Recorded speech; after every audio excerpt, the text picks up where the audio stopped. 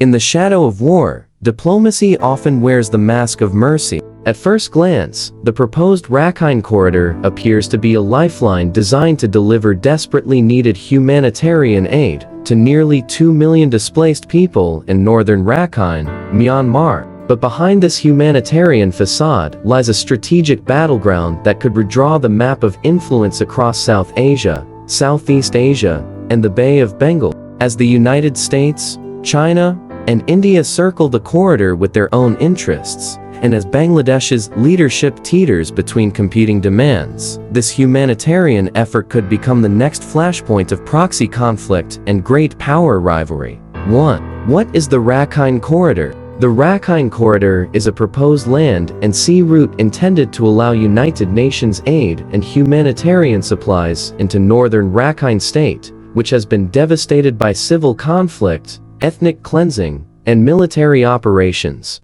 But it's more than just a logistics route, it's a gateway to strategic influence. Its geographic location nestled between the Bay of Bengal, the Indian Ocean, and southern Myanmar makes it critical for regional power projection. And critically, this corridor is being proposed at a time when the Arakan Army AA, an ethnic armed group, has taken de facto control of the region, displacing Myanmar's military and operating its own governance system. 2. The players in the gamblets break down the three major actors in this emerging crisis. United States sees the corridor as a means to project influence into Myanmar and challenge Chinese dominance. China views any foreign presence near its China-Myanmar Economic Corridor (CAMEC) as a direct threat. India, torn between its alliance with the West and its own regional security needs, particularly in the northeast. And then there's Bangladesh, the reluctant host state caught in the middle trying to manage international pressure while maintaining sovereignty and internal stability.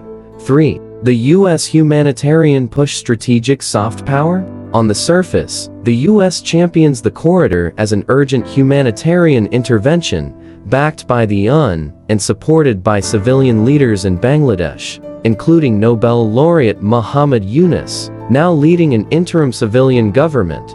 But behind closed doors, American strategic planners view the corridor as a foothold into Myanmar, a wedge to counterbalance China's influence in Southeast Asia and promote democratic forces like the Arakan Army. The proposed corridor would also serve as a platform for Western intelligence operations, allowing for soft and semi-hard power projection into both Myanmar and, by extension, China's strategic underbelly. 4. The Bangladesh military's red line. Bangladesh's powerful military, however, sees the corridor as a Trojan horse. General Waqar Zaman, Bangladesh's army chief, has labeled the initiative a bloody corridor, a reference to its perceived risks. According to the military, the corridor could invite Western espionage networks, legitimize non-state actors like the erode sovereign control over parts of its territory, Bangladesh into proxy warfare in Myanmar. General Waqar, this is a modern-day repeat of 1982's Pakistan, when the U.S. funneled support to Afghan mujahideen, resulting in radicalization, internal strife, and long-term instability. The Bangladesh army believes accepting the corridor could turn the country into a battleground of superpowers, jeopardizing its national security and future. 5. The civil-military clash in Dhaka, the heart of this crisis, is a political standoff.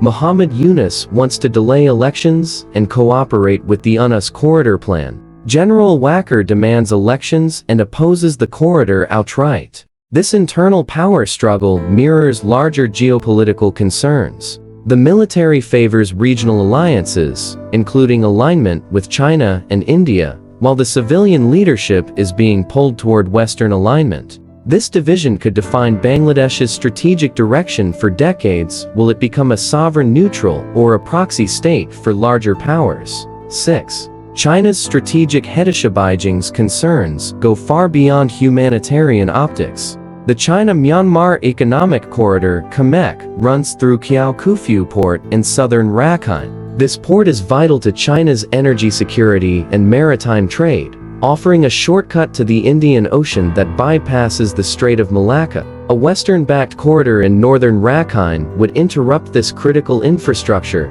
increase foreign surveillance risks, and empower rebel groups like the AA groups that China cautiously engages with, but doesn't fully trust. Beijing views the corridor as a Western attempt to encircle China's backyard. Allowing such a project to succeed would set a dangerous precedent, inviting further US and allied expansion in Southeast Asia. 7. India's quiet calculus. At first glance, India should side with the United States. But Delhi's real concerns mirror Beijing's. India has invested heavily in the Kaladan Multimodal Transit Project, a trade and transport initiative that connects India's landlocked northeast to Myanmar's Rakhine ports. Instability in northern Rakhine, especially involving foreign forces, threatens India's supply lines and security in the northeast.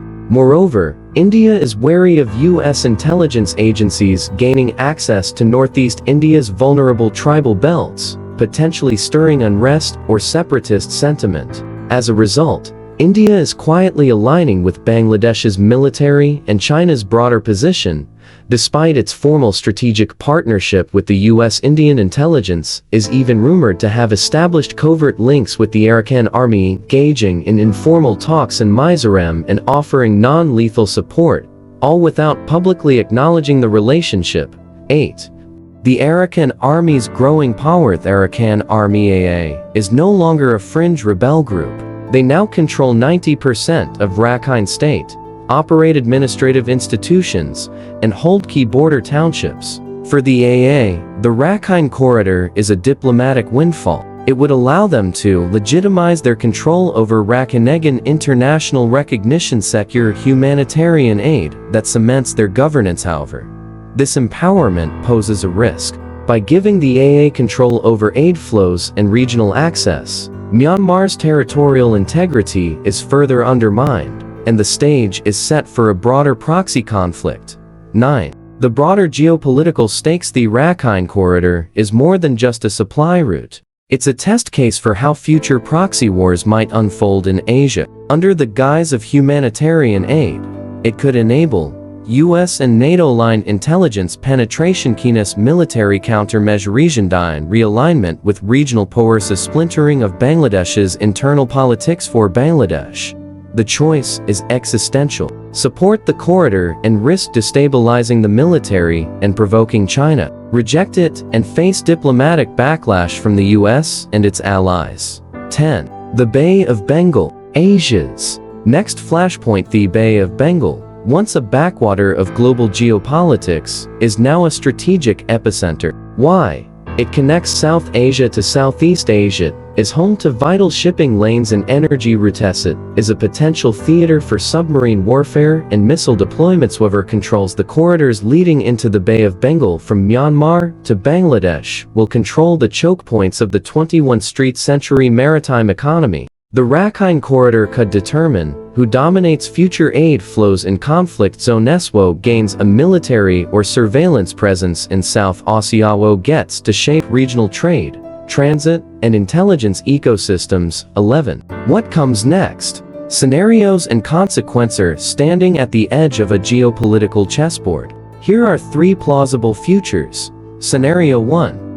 Corridor approved. Bangladesh civilian leadership allows the corridor. The US and ungain access to northern Rakhine. Result: internal military backlash, potential coup, diplomatic crisis, and Chinese retaliation. Scenario 2. Corridor rejected. The military asserts control, elections are held, and the corridor is shut down. Result: Bangladesh aligns with China and India, US sanctions or reduces cooperation. Myanmar conflict festers. Scenario 3. Compromise. Dealimited access is granted under UN-only monitoring, with no US military footprint. Result: tense standoff, but no open conflict, temporary stability. All sides watch and wait. The Rakhine Corridor is not just about aid, roads, or ports. It is a prism through which to view 21st century power politics. At stake is not only humanitarian relief, but the regional balance of power across South Asia, Southeast Asia, the Indian Ocean region. In the long term, historians may view the Rakhine Corridor as either a bold experiment in multilateral aid delivery or the moment the Bay of Bengal became the new fault line in a multipolar world. For now, all eyes are on Dhaka, Delhi, Beijing, and Washington because what happens in this sliver of land could reshape the future of the Indo-Pacific for generations.